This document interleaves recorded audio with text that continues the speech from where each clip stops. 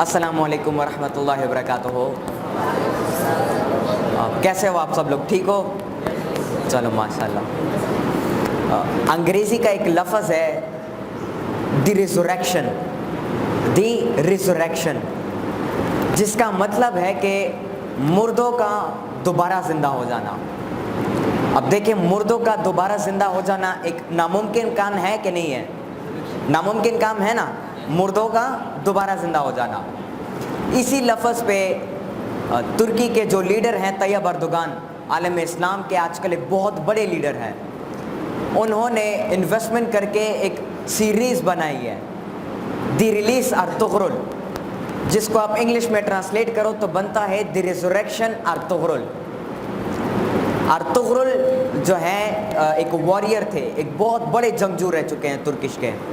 اور ارطغرل جو ہیں وہ شخصیت ہیں کہ جنہوں نے خلافت عثمانیہ کی بنیاد رکھی. خلافت عثمانیہ کا نام سنا ہے؟ سلطنت عثمانیہ. ارطغرل نے سلطنت عثمانیہ کی بنیاد رکھی تھی. عثمان جو تھا وہ ارطغرل کا بیٹا تھا. اس سیریز میں وہ مسلمانوں کی تاریخ کو بڑے خوبصورت انداز میں بیان کرتے ہیں. اس سیریز میں جو لیڈر ہے ترکی کا طیب اردوغان، کوشش یہ کرتے ہیں کہ اپنے قوم کے لوگوں کی صحیح طریقے سے تربیت کر سکے، اور جو آج کل کے دور کے مسلمان ہیں ان کو آگاہ کر سکے کہ ہماری تاریخ میں جو کردار تھے، جو کیریکٹرسٹکس تھے، وہ کیسے تھے، جو کریکٹرز تھے ہماری کردار ہماری تاریخ میں، اور ہماری تاریخ کیسی ہے. اس کے حوالے سے وہ ڈرامہ بنایا. وہ ڈرامہ، وہ سیریز سلطنت عثمانیہ پر بنایا گیا ہے کہ اس کی بنیاد کیسے رکھی گئی. اس میں دراصل سٹوری یہ ہوتی ہے کہ ایک کائی قبیلہ ہوتا ہے. کون سا قبیلہ؟ کائی. وہ قبیلہ جو ہے بہت زیادہ غریب قبیلہ ہوتا ہے. مطلب ان کے پاس کھانے کو بھی اتنا کچھ نہیں ہوتا، ان کے پاس اپنی ڈیفنس کرنے کو ہتھیار بھی اتنے نہیں ہوتے. وہ لوگ، ان کے پاس رہنے کو اپنی زمین بھی نہیں ہوتی، بلکہ وہ کبھی کبھار جب گرمی کا موسم آتا تھا تو وہ اپنے ٹینٹ اٹھا کر ہجرت کرتے تھے ایک ٹھنڈے علاقے میں، اور جب سردی کا موسم آتا تھا تو اس ٹھنڈے علاقے سے وہ واپس اپنے ٹینٹ اٹھا کے ہجرت کرتے تھے گرم علاقے میں. اپنی زمین تک ان کے پاس نہیں تھی. پھر اس چھوٹے سے غریب سے قبیلے کے اندر ایک نوجوان پیدا ہوتا ہے ارطغرل کے نام سے، اور پھر وہ پورا قبیلہ اس ایک نوجوان کی تربیت کرتا ہے. اور وہ ایک نوجوان پھر آگے جا کر اپنی محنت سے اور اپنی پاور آف فیتھ سے پوری خلافت عثمانیہ کی بنیاد رکھتا ہے. مسلمانوں کی ایک بہت بڑی سلطنت رہ چکی ہے، اس کی بنیاد وہ رکھتا ہے. اس ڈرامے میں جو مین کردار ہوتے ہیں وہ 4 ہوتے ہیں، اور یہ 4 بہت بڑے جنگجو ہوتے ہیں اور آپس میں دوست ہوتے ہیں. ایک کا نام ہے ارطغرل، جو کہ ان کا لیڈر ہوتا ہے. دوسرا ہوتا ہے ترگت، جو کہ ارطغرل کا رائٹ ہینڈ ہوتا ہے اور بہت اچھا واریر ہوتا ہے. تیسرا ہوتا ہے بامسے، وہ بھی ایک بہت اچھا واریر ہوتا ہے. اور چوتھا ہے دوگان. یہ 4 آپس میں دوست ہوتے ہیں، اور یہ ان کا لیڈر ارطغرل ہوتا ہے، اور ان چاروں کا ایک ہی مقصد ہوتا ہے. یہ 4 کے 4 لوگ ایک بات پہ متفق ہوتے ہیں، اور وہ بات کیا ہے کہ ہم صرف اللہ تعالیٰ کی عبادت کرتے ہیں، اور اللہ تعالیٰ کے علاوہ ہم کسی اور کی عبادت نہیں کرتے ہیں. We only surrender to almighty Allah. اس بات پر وہ چاروں کے چارے متفقہ ہوتے ہیں، اور اسی ایک بات کے بنیاد وہ بندہ اٹھ کھڑا ہوتا ہے اور مسلمانوں کی ایک بہت بڑی خلافت کی بنیاد رکھتا ہے. میں آپ کے ساتھ ایک سٹوری شیئر کرنا چاہوں گا. بیسکلی میں آپ کو سمجھانا چاہتا ہوں اس سین کیا ہے اس ڈرامے کا. اس میں یہ دکھایا جاتا ہے کہ کیسے ایک مسلمان نوجوان جو کہ انصاف کی بات کرتا ہے، ظلم کے خلاف لڑنے کی بات کرتا ہے، جو کہ اسلام کے جھنڈے کو، اسلام کے انصاف کے جھنڈے کو پوری دنیا میں پھیلانے کی بات کرتا ہے.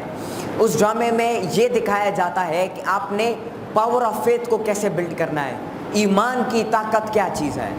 یہ چیزیں آپ کو اس ڈرامے کے اندر جب آپ اس کو دیکھو گے تو آپ کو خود بخود سمجھ آ جائے گا. اس ڈرامے میں اس شخصیت کی بہادری دکھائی جاتی ہے. جب منگول اسے گھیر لیتے ہیں اور منگول اسے جو ہے شکست دینے کی کوشش کرتے ہیں، وہ اکیلا ہوتا ہے، لیکن وہ اکیلا بہت سارے منگولیوں کے خلاف لڑ کر وہاں سے چھوٹ کر واپس آ جاتا ہے. وہ ایک شخصیت، وہ ایک چھوٹا سا قبیلہ کہ میں نے بات کی نا کئی، بہت غریب ہوتا ہے. وہ ایک قبیلہ بیک وقت کروسیڈرز کے ساتھ، ٹیمپلرز کے ساتھ، منگول کے ساتھ، ایوبیدس کے ساتھ، یہ 4 اس وقت کے بہت بڑے بڑے امپائرز تھے. وہ ایک چھوٹا سا قبیلہ بیک وقت ان 4 بڑے بڑے سلطنتوں سے ٹکرا رہا ہوتا ہے. اور وہ 4 دوستوں کی جو میں نے بات کی، وہ 4 دوست ان سب کے خلاف لڑ رہے ہوتے ہیں. اس ڈرامے میں جو کردار ہوتا ہے تو وہ ہمیشہ ایک ہی بات کرتا ہے، ایمان کی طاقت. اس کے اندر ایک اور کردار بھی ہوتا ہے ابن العربی کے نام سے، جو کہ اندلوسیہ سے تعلق رکھتا ہے. وہ اللہ کا ایک بہت بڑا ولی ہوتا تھا. وہ ہمیشہ ارطغرل کو گائیڈ لائن دیتا تھا. جب بھی ارطغرل، جس نے خلافت عثمانیہ کی بنیاد رکھی، وہ جب بھی مشکل وقت میں پھنس جاتا تھا تو وہ ابن العربی، اللہ تعالیٰ کا ولی، اس کی مدد کرتا تھا اور اس کو سمجھانے کی کوشش کرتا تھا. اس ڈرامے میں جو سب سے زبردست بات اور سب سے پیاری بات جو مجھے نظر آئی وہ یہ ہے کہ وہ ارطغرل حضور صلی اللہ علیہ وآلہ وسلم کی سنتوں کو فالو کرتا ہے اور اسے پریکٹیکل لائف میں امپلیمنٹ کرنے کی کوشش کرتا ہے. یہ ایک بہت بڑا فائدہ ہے اس ڈرامے کا اور ایک بہت بڑا سبق ملتا ہے اس ڈرامے سے ہمیں. تو وہ ابن العربی ایک دفعہ ارطغرل جو ہے وہ پھنس جاتا ہے، اور کیونکہ وہ بہت زیادہ، جس طرح میں نے آپ کو بتایا نا، بڑی بڑی طاقتوں سے لڑ رہا ہوتا ہے. تو ان طاقتوں کے علاوہ بھی جو اس کا قبیلہ ہے، اس قبیلے کے اندر بھی غداروں سے لڑ رہا ہوتا ہے. ایک وقت میں ایسا ہوتا ہے کہ ارطغرل کا جو باپ ہے، جو والد ہے سلیمان شاہ، اس کا ایک دوست ہوتا ہے جس کو وہ اپنا بھائی مانتا ہے. کردوغلو نام ہوتا ہے اس بندے کا.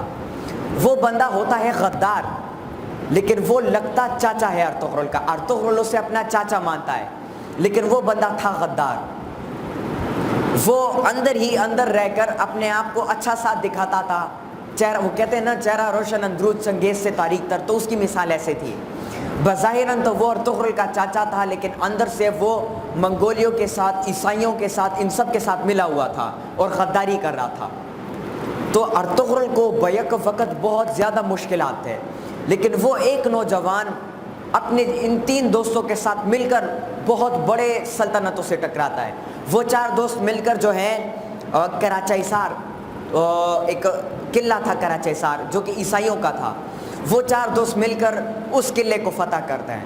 پھر وہی 4 دوست مل کر سوگوت، جو کہ ترکی میں ایک علاقہ ہے، وہاں پر ایک قلعہ ہوتا ہے جو کہ بغاوت پھیلا رہا ہوتا ہے ارطغرل کے خلاف، مسلمانوں کے خلاف. کیونکہ عیسائیوں کا اور جو منگول تھے ان کا یہ ماننا تھا کہ ترکی اور خاص کر مسلمان یہ جب آپس میں متحد ہوں تو پھر ان کو دنیا کی کوئی طاقت نہیں گرا سکتی. لیکن جب ان کو آپس میں لڑوایا جائے تو یہ ایک دوسرے کے گلے کاٹ کر ایک دوسرے کو ہی مار دیتے ہیں.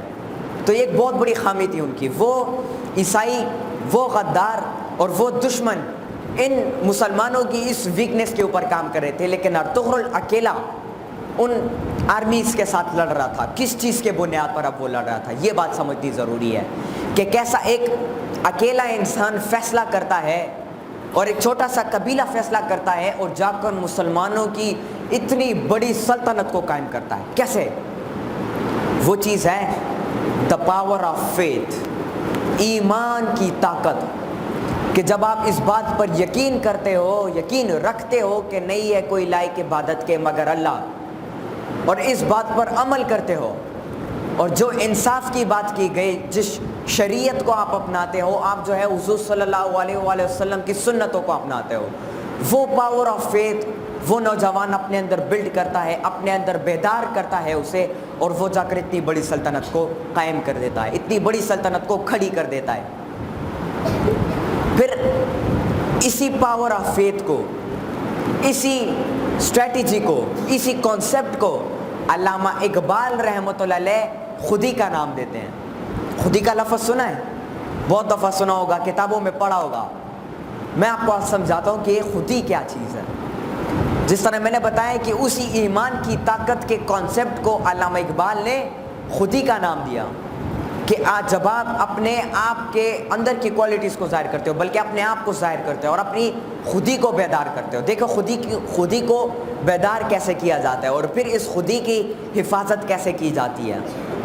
فار ایگزامپل آپ دودھ والے ہو آپ کو پتہ ہے کہ میں جب دودھ میں پانی ڈالوں گا تو پانی ڈالنے سے دودھ زیادہ ہو جائے گا اور میں زیادہ کمانے لگ جاؤں گا، لیکن آپ یہ سوچتے ہو کہ نہیں، کوئی نہیں دیکھ رہا لیکن اللہ تعالیٰ تو دیکھ رہا ہے۔ یہاں پر آپ کی خودی کی حفاظت کی ہوتی ہے۔ جب آپ کے سامنے اربوں کربوں ڈالر رکھ دیے جائیں آپ کے قدموں پر اور آپ کو کہا جائے کہ آپ پاکستان کی بات چھوڑ دو، آپ اسلام کی بات چھوڑ دو، لیکن آپ اسے ریجیکٹ کرتے ہو، تو یہاں پر آپ کی خودی کی حفاظت ہوتی ہے۔ اسی طرح ارطغرل کی مثال میں نے آپ کو دی، سونے جواہرات کے جو ٹریجرز ہوتے ہیں نا، جو باکسز ہوتے ہیں، وہ بھر کے لا کے ارطغرل کے قدموں میں رکھ دیے جاتے ہیں، لیکن ارطغرل اسے ریجیکٹ کرتا ہے صرف کس وجہ سے کہ اس کے دل کے اندر ڈر ہے کہ کوئی نہیں دیکھ رہا لیکن وہ ذات مجھے دیکھ رہی ہے۔ جب آپ اس یقین کو اور اس ڈر کو اپنے دل کے اندر بٹھاؤ گے تو پھر آپ کی خودی کی حفاظت ہوگی یہاں پر، اور پھر آپ کو وہ مقام ملے گا کہ جو کہتے ہیں نا کہ بظاہراً تو فقیر نظر آتے ہیں لیکن اندر سے وہ ایک بہت بڑے بادشاہ ہوتے ہیں۔ پھر آپ کو وہ مرتبہ ملتا ہے، پھر آپ کو وہ مقام ملتا ہے، پھر آپ کو وہ مقام ملتا ہے جس کی اقبال رحمۃ اللہ علیہ بات کرتے ہیں، پرسرار شخصیت کی جس بات کرتے ہیں، پھر آپ کی اذان سے پوری شبستان وجود لرزنے لگ جاتی ہے، پھر آپ کے دل کے اندر ایک ہی ڈر ہوتا ہے، وہ ہے اللہ تعالیٰ کا ڈر، اور پھر آپ کو یہ حکم ہوتا ہے کہ میں نے اذان دینی ہے چاہے جو بھی ہو۔ علامہ اقبال رحمۃ اللہ علیہ کا ایک شعر ہے کہ اگرچہ بدھ ہو جماعت کے آستینوں میں، مجھے ہے حکم اذان لا الہ الا اللہ، کہ اگرچہ بدھ ہو، بدھ جانتے ہو جس کی سجدہ کرتے ہیں، اگرچہ بدھ ہو جماعتوں کے آستینوں میں، جو آستین ہے، جو پلرز ہے جماعت، اس میں بدھ کیوں نہ لگے ہو، لیکن پھر بھی مجھے حکم ہے اذان لا الہ الا اللہ، پھر بھی میں نے لا الہ الا اللہ کی اذان دینی ہے اور پوری دنیا میں دینی ہے۔ تو اسی ایک کانسیپٹ کے بنیاد پر، دا پاور آف فیتھ، خودی کے بنیاد پر وہ چھوٹا قبیلہ کھڑا ہوتا ہے اور اتنا بڑا ناممکن کام کر کے دکھاتا ہے کہ آج اس کے اوپر سیریز بنتی ہے اور سیریز کو نام دیا جاتا ہے دی ریزریکشن، مردوں کا دوبارہ زندہ ہو جانا، یعنی ناممکن کا ممکن ہو جانا۔ کیسے ممکن ہے؟ ایک چھوٹا سا قبیلہ بہت زیادہ غریب ہے، کچھ بھی نہیں ہے اس کے پاس، یہ کیسے ممکن ہوا کہ وہ اٹھ کھڑے ہوئے اور اتنے بڑے بڑے سلطنتوں سے ٹکرائے اور ان کو شکست دی اور آگے جا کر اتنا بڑا مقام حاصل کیا؟ اچھا، میں آپ لوگوں کو بتا رہا تھا کہ میں آپ لوگوں کو واقعہ بتاتا ہوں اس سیریز کے حوالے سے۔ اس میں ایک دفعہ ایسا ہوتا ہے، جو سیزن 5 آیا ہے ابھی، اس کا لاسٹ سیزن، اس میں یہ ہوتا ہے کہ ارطغرل وہ شخصیت جو ہے وہ لڑ رہا ہوتا ہے منگولیوں کے خلاف۔ منگول جو ہے اس میں پوری دنیا میں قابض ہو چکے ہوتے ہیں اور وہ ترکی پر بھی حملہ کرنے کے لیے آتے ہیں، تو منگول سے وہ لڑ رہا ہوتا ہے۔ منگولیوں کے علاوہ عیسائی جو ہیں اس کے خلاف بغاوت پھیلا رہے ہوتے ہیں، اور ترکی جو قبیلے ہیں ان کو لالچ دے کر، ان کو خرید کر ایک دوسرے کے خلاف لڑوا رہے ہوتے ہیں، لیکن وہ اکیلا بندہ، وہ ارطغرل، وہ ان سب کو دوبارہ اکٹھا کرتا ہے اور ان سب کو دوبارہ متحد کرتا ہے، اور جو جتنے بھی مسائل ہوتے ہیں ان سب کو حل کرتا ہے۔ اس میں ایسا ہوتا ہے کہ جو بازار ہوتا ہے ارطغرل کا، اس کے اندر عیسائیوں کا ایک جاسوس ہوتا ہے دراگوس کے نام سے، وہ کمانڈر ہوتا ہے عیسائیوں کا، ترکی زبان میں اسے کومنتان کہتے ہیں۔ تو وہ دراگوس جو ہے وہ ارطغرل کے بازار کے اندر ہی ہوتا ہے، اور وہ چھپ چھپ کے غداری کر رہا ہوتا ہے اور چھپ چھپ کے جاسوسی کر رہا ہوتا ہے کہ ارطغرل کیا کر رہا ہے، یہ اس وقت کس جگہ جا رہا ہے۔ جب ارطغرل کسی جگہ فیصلہ کرتا تھا جانے کے لیے تو وہ بندہ اپنی ٹیم کو آرڈر دیتا تھا، اور پھر اس کی جو ٹیم ہوتی تھی یا آرمی ہوتی تھی، وہ آرمی آ کر اس کے اوپر حملہ کرتی تھی، لیکن وہ پھر بھی ان سب کو مار کر ان سب کو شکست دے دیتا تھا، وہ جیت جاتا، وہ جیت کے واپس آتا تھا۔ اسے ایک شخص نے اپنی زندگی میں بہت زیادہ فتوحات کی ہیں، بہت زیادہ فتوحات کی ہیں، کئی زیادہ قلعے فتح کیے، کئی زیادہ شہروں کو اس نے فتح کیا، اور اسلام کو اس نے دوبارہ زندہ کیا۔ دیکھیں، اسلام کے جو ہے 3 ادوار گزرے ہیں۔ ایک دور وہ تھا جس کو ہم قرون اولیٰ کے نام سے جانتے ہیں، کہ جس میں اسلام پوری دنیا میں پھیلتا ہے، اسلام کی تہذیب، ہم سب کی تہذیب پوری دنیا میں پھیلتی ہے۔ لیکن پھر دوسرا دور وہ آتا ہے کہ جب کفار جو ہیں، جو کافر ہیں، وہ مسلمانوں کے خلاف اٹھ کھڑے ہو جاتے ہیں اور ان پر حملے کرنا شروع کر دیتے ہیں، ان کو کمزور کرنے کی کوشش کرتے ہیں۔ وہ دور ایسا تھا کہ جس میں ہم اپنے ہی گھر کے اندر اپنی حفاظت کرتے تھے، ہم گھروں سے باہر نہیں نکلتے تھے۔ پھر تیسرا ایسا دور آیا جس میں اسلام اور جو مسلمان ہے وہ زوال پذیر ہونے لگے، وہ نیچے ڈاؤن فال کی طرف جانے لگے. جس طرح خلافت عثمانیہ گر گئی 1920 میں، اس سے پہلے مغلوں کی سلطنت گر گئی، اس سے پہلے ڈھیر سارے جو مسلمان کے جو شہر تھے، جو علم کے جو شہر تھے، بغداد ہو گیا، ایسے بڑے بڑے شہر، ان کو جلا دیا گیا. ایک بہت بڑی درسگاہیں تھیں، ان سب کو جلا دیا گیا. مسلمانوں کی پوری تاریخ کو انہوں نے جلا دیا. تو وہ دور جو تھا وہ تیسرا دور مسلمانوں کی ڈاؤن فال کا دور تھا. لیکن اسی ڈاؤن فال کے دوران ایک شخص اٹھتا ہے، خودی کی بات کرتا ہے، اللہ تعالیٰ کے ساتھ تعلق قائم کرنے کی بات کرتا ہے، اکاؤنٹ بنانے کی بات کرتا ہے، سیرت النبی کو اپنی زندگی میں امپلیمنٹ کرنے کی بات کرتا ہے. اور اسی ڈاؤن فال کے دوران کے بظاہر اور پوری مسلمان دنیا گر رہی ہے، اور اس کے درمیان میں سے ایک ملک بناتا ہے پاکستان کے نام سے، اور اس ملک کا نظریہ پیش کرتا ہے، اور اس ملک کے نظریے کی بنیاد رکھتا ہے فلسفہ خودی پر، وہ ہے علامہ اقبال رحمۃ اللہ علیہ. تو آج کے دور میں اگر ہم لوگوں نے کامیاب ہونا ہے تو ہم نے اپنی تاریخ کو سمجھنا ہوگا، اور اپنی تاریخ کو سمجھنے کے لیے، سورۃ النبی کو امپلیمنٹ کرنے کے لیے، قرآن مجید کو سمجھنے کے لیے ہمیں علامہ اقبال رحمۃ اللہ علیہ کو پڑھنا ہوگا. کیونکہ یہ زیادہ تر سوال مجھ سے بھی ہوتا ہے کہ آپ علامہ اقبال رحمۃ اللہ علیہ کی بات کرتے ہو، آپ رحمان بابا، خوشحال خان بابا کی بات کیوں نہیں کرتے، یا ان کے علاوہ اور بڑے بڑے شاعر ہیں ان کی بات آپ کیوں نہیں کرتے. تو میں انہیں یہ جواب دیتا ہوں کہ علامہ اقبال رحمۃ اللہ علیہ کا کلام جو ہے وہ خود فرماتے ہیں، علامہ اقبال رحمۃ اللہ علیہ خود فرماتے ہیں کہ میرا کلام جب آپ پڑھو گے، جب اسے سمجھو گے تو آپ کو پتہ چل جائے گا کہ یہ قرآن و سنت کا مجموعہ ہے. تو ہمیں آج کل کے دور میں اگر ہمیں عروج چاہنا ہے، ہمیں عروج پانا ہے، تو ہمیں علامہ اقبال رحمۃ اللہ علیہ کے کلام کو پڑھنا ہوگا. جب ہم ان کے کلام کو پڑھیں گے تو ہمیں اپنی تاریخ کی سمجھ آئے گی کہ ہماری تاریخ میں جو بڑے کردار تھے انہوں نے کیا کردار ادا کیا. جب آپ اس کو پڑھو گے تو آپ کو سمجھ آئے گا ٹیپو سلطان کون تھا. جب آپ اس کو پڑھو گے آپ کو سب سمجھ آئے گا سلطان صلاح الدین ایوبی کون تھا. جب آپ اس کو پڑھو گے آپ کو سمجھ آئے گا کہ جتنے بھی بڑے بڑے واریئرس ہیں یا جتنے بھی بڑے بڑے کردار ہماری تاریخ میں گزرے وہ کون تھے، کیونکہ وہ قرآن و سنت سے کبھی باہر نہیں گئے. تو بچوں، اتنی ساری باتیں کرنے کا مقصد یہی تھا کہ میں آپ کو آگاہ کر سکوں ایمان کی طاقت کے بارے میں، کہ ایمان کی طاقت کیا ہوتی ہے اور اس کو کیسے بلڈ کرنا ہوتا ہے. ہم سب نے، میں نے اور آپ نے، اگر آپ نے انجینئر بننا ہے، اگر آپ نے ڈاکٹر بننا ہے، لیکن ڈاکٹر بن کے آپ نے کچھ بڑا کرنا ہے، کچھ نیا کام کرنا ہے، سائنٹسٹ بننا ہے، انجینئر بن کے کوئی نئی چیز ایجاد کرنی ہے، اپنے ملک کی خدمت کرنی ہے، اسلام کی خدمت کرنی ہے، تو پاور آف فیتھ جس کو ہم خود ہی کہتے ہیں وہ بلڈ کرنا لازمی ہے. اس کو آپ بلڈ کرو گے تو آپ کبھی بکو گے نہیں. اس کو آپ بلڈ کرو گے تو آپ کے دل کے اندر اس ذات کا ڈر پیدا ہوگا. اس کو آپ بلڈ کرو گے تو آپ اس ذات کے ساتھ ڈائریکٹ رابطے میں جو ہے ہو جاؤ گے. اس ذات کے ساتھ ایک کنیکشن آپ کی بن جائے گی جس کو ہم اسپرچول وجود کہتے ہیں. آپ ایک پراسرار وجود بن جاؤ گے. پھر آپ کی قیمت ہوگی معاشرے میں، پھر لوگ آپ کو عزت دیں گے اور آپ کو فالو کرنے کی کوشش کریں گے. آخر میں آپ سب لوگوں کو یہ کہنا چاہتا ہوں کہ ابھی سے آپ سب لوگوں نے پلاننگ کرنی ہوگی اپنے مستقبل کے حوالے سے.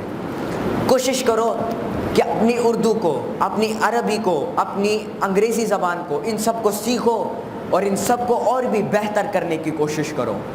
اگر کوئی زبان آپ لوگ سیکھنا چاہتے ہو، اس کو بہتر کرنا چاہتے ہو، اپنی ریڈنگ، اپنی اسپیکنگ میں فلوئنسی لانا چاہتے ہو، تو اس کے لیے میں ایک آخری بات کرنے جا رہا ہوں. اس کے بعد میں اجازت چاہوں گا کہ آپ سب لوگوں نے اخبار آتا ہے نا، اخبار، تو اس اخبار کو پڑھنا شروع کرو، چاہے وہ انگریزی کا ہو کہ اردو کا ہو.